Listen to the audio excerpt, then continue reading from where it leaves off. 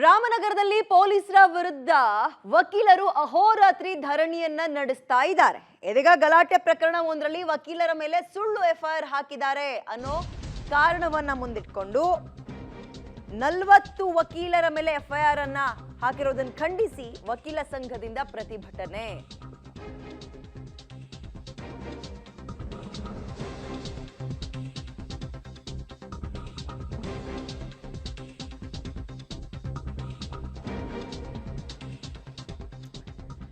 ಏನಂತ ಪ್ರತಿಭಟನೆ ಮಾಡ್ತಾ ಇದ್ದಾರೆ ಅಂದ್ರೆ, ಇದೀಗ ಐಜೂರು ಪೊಲೀಸ್ ಠಾಣೆಯ PSI ತನ್ವೀರ್ ಹುಸೇನ್ ಅವರ ಅಮಾನತಾಗಬೇಕು ಅಂತ ಆಗ್ರಹಿಸಿ ಪ್ರತಿಭಟನೆ ಮಾಡ್ತಾ ಇದ್ದಾರೆ ವಕೀಲರು.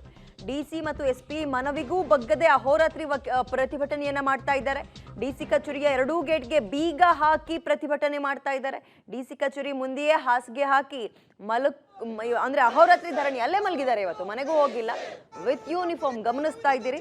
ಇದು ಐಜೂರು ಪೊಲೀಸ್ ಠಾಣೆಯ PSI ತನ್ವೀರ್ ಹುಸೇನ್ ಅವರ ಅಮಾನತು ಮಾಡಬೇಕು ಅಂತ ಆಗ್ರಹಿಸಿ ನಡೆಸ್ತಾ ಇರೋ ಪ್ರತಿಭಟನೆ. ಕಾರಣ ಇದೀಗ 40 ಜನ ವಕೀಲರ ಮೇಲೆ ಎಫ್ಐಆರ್ ಹಾಕಿರುವಂತದ್ದನ್ನ ಖಂಡಿಸಿ ವಕೀಲ ಸಂಘದಿಂದ ನಡೆಸ್ತಾ ಇರುವಂತಹ ಪ್ರತಿಭಟನೆ. ರಾಮನಗರದ ಪೊಲೀಸರ ವಿರುದ್ಧ ವಕೀಲರು ಪ್ರೊಟೆಸ್ಟ್ ಮಾಡ್ತಾ ಇದ್ದಾರೆ. ತನಿಖೆ ಮಾಡಿ ಕ್ರಮ ಕೈಗೊಳ್ತೀವಿ ಅಂತ DC ಹೇಳಿದ್ರೂ ಕೂಡ ಅದರ ವಿರುದ್ಧವೂ ಆಕ್ರೋಶ ವ್ಯಕ್ತಪಡಿಸಿದ್ದಾರೆ ವಕೀಲರು. DC SP ಸೇರಿ ಅಧಿಕಾರಿಗಳಿಗೆ ರಾಜಕೀಯ ಒತ್ತಡ ಇದೆ, ಅದಕ್ಕೆ ಹಿಂಗೆ ಒಂದು ಸಾರಿಸ್ತಾ ಇದ್ದಾರೆ, ನಮ್ಮನ್ನು ಕಳಿಸೋ ಕೆಲಸ ಮಾಡ್ತಾ ಇದ್ದಾರೆ. DK ಸುರೇಶ್, ಶಾಸಕ ಇಕ್ಬಾಲ್ ಹುಸೇನ್ ಒತ್ತಡ ಹಾಕ್ತಿದ್ದಾರೆ ಅವರಿಗೆ ಅನ್ನೋ ಆರೋಪವನ್ನ ಕೂಡ ಮಾಡಿದ್ದಾರೆ. ಸೊ ಅಲ್ಲಿಗೆ ರಾಜಕೀಯ ಟಚ್ ಪಡೆದುಕೊಂಡಿದೆ ಇದು. ನಾಳೆ ವಿಧಾನಸೌಧ ಚಲೋಗೂ ಕೂಡ ವಕೀಲರ ಪರಿಷತ್ ಅಥವಾ ಸಂಘ ಕರೆ ಕೊಟ್ಟಿದೆ.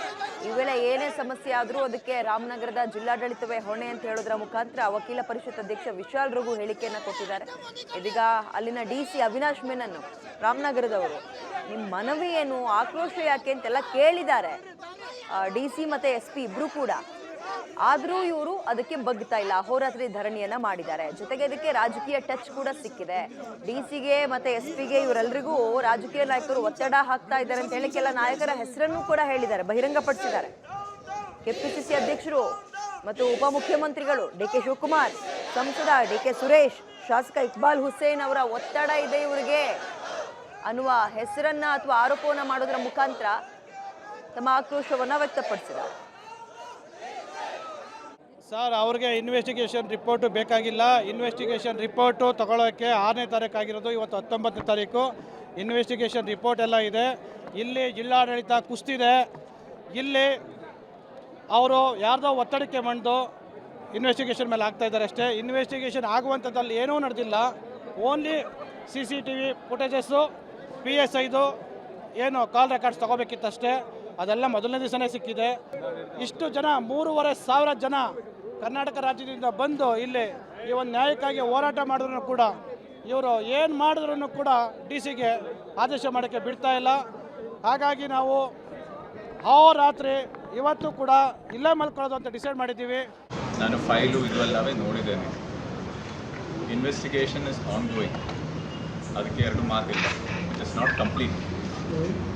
ಇವತ್ತು ಬೆಳಗ್ಗೆ ಸುಪ್ರೀಂ ಕೋರ್ಟ್ದು ಬಾರ್ ಕೌನ್ಸಿಲ್ ಚೇರ್ಮನ್ ಸರ್ ಜೊತೆನೂ ಮಾತಾಡಿದ್ದೇನೆ. ಸೊ ಅವ್ರದ್ದು ಮಾತು ಕೂಡ ಕೇಳಿದ್ದೇನೆ.